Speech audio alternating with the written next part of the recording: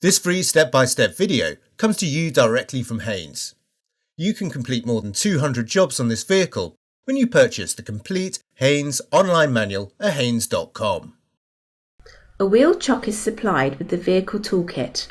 Chock the front wheel opposite the one to be removed. Where applicable, pull the trim from the wheel.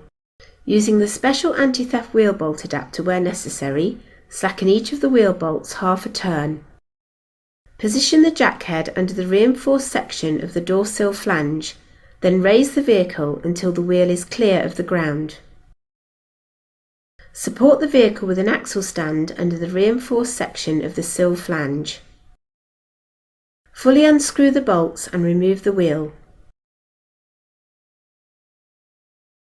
Using a trolley jack, raise the trailing arm until the shock absorber is slightly compressed. Undo the retaining nut and slide out the lower mounting bolt.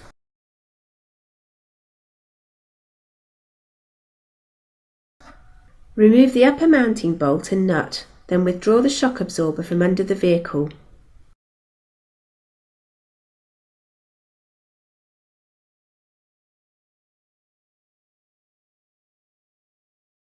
Prior to refitting the shock absorber, mount it upright in the vise and operate it fully through several strokes in order to prime it.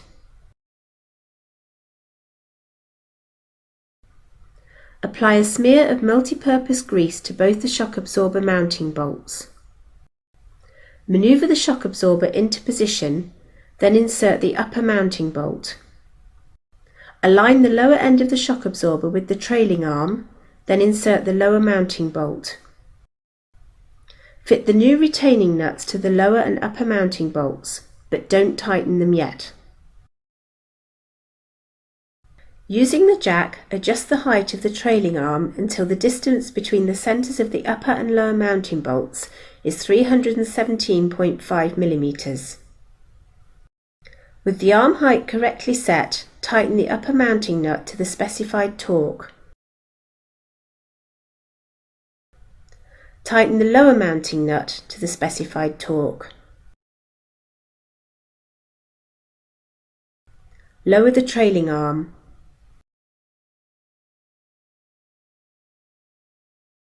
Locate the wheel over the hub, then insert and lightly tighten the retaining bolts. Remove the axle stand and lower the vehicle to the ground.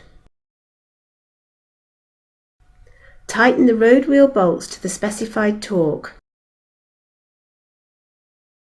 Refit the wheel trim and remove the wheel chock.